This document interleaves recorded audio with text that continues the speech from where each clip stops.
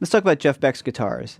He's most well known for playing a Stratocaster, but during different periods of his career, he was playing Telecasters and Les Pauls. So I think he's most well known sound-wise, at least to me, being a huge fan of his, for the Stratocaster, primarily for the use of the vibrato bar. Let's talk about just Strat in general. You got the 3 pickups. Now, how I have mine set up, and I know Eric Johnson has his set up this way, and I think it's a really important thing to think about when you're playing a Stratocaster especially, is I have my tone knob for my neck pickup hooked up to the neck as usual. My middle pickup, I have no tone knob connected to it. So I've disconnected this middle one. And the bridge pickup, I have this back tone knob hooked up here. So what I would do, and I think this is an important thing to think about with Stratocasters, I set my amplifier to the neck pickup. In other words, I want to get that kind of cool Stratty neck sound. That kind of hollow thing that we think about when I think about Stratocasters. And then the bridge pickup, that might be a little too bright, because the neck pickup can get a tendency to be a little flubby. You get those overtones, especially in the low strings and the overnotes. The low notes, excuse me, those overtones. And so what we try to do is to have it a little brighter for the neck. Now when I go to the bridge, I back my tone knob, I have it set about 5. So full. It can be kind of subtle depending what kind of amp you're playing, but a lot of times it's not very subtle at all to me.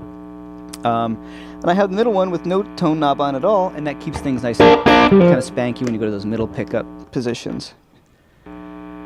Okay, now, Jeff Beck uses the bar quite a bit. He has the tremolo free-floating, so what that means is I have a bit of space between where the tremolo actually sits onto the body.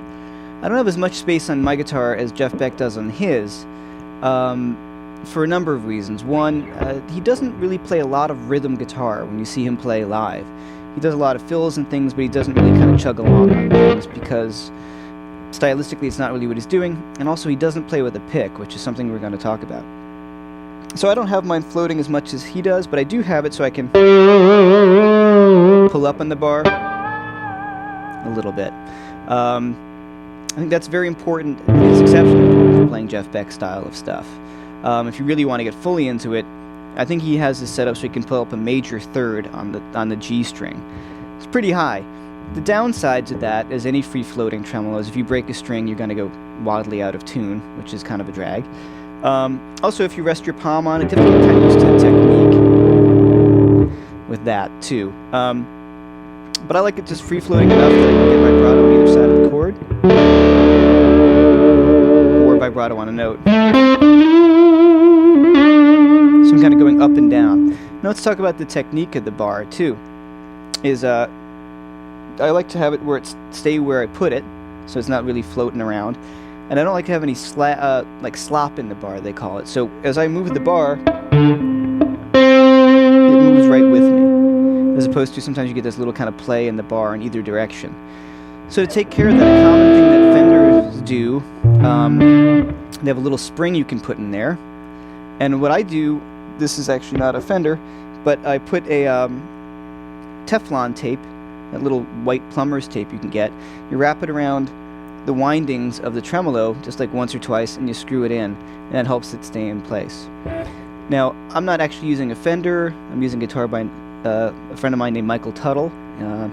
It's a Stratocaster style guitar, but he makes a great instrument. I have true single coil pickups in here, so that hence all that hum we're gonna get.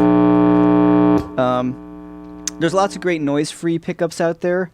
I just don't happen to have them here. I have them in a number of my guitars. DiMarzio makes excellent ones, and those are really great. They sound pretty darn close to the real single coils without the hum. So a lot of times on tour I'll use those because I don't have to worry about noise at all. It's definitely well worth it. And I believe Jeff Beck is now using those, but I don't think he's one of those kind of really cool guys who doesn't really know what's in his guitar half the time. He just plays what's there.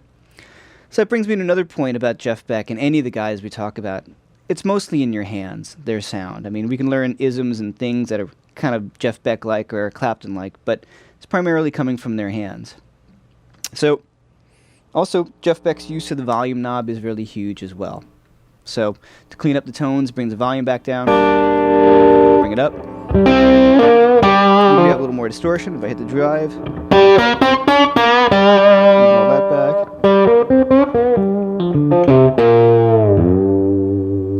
Okay, let's check out some Jeff Beck style guitar playing.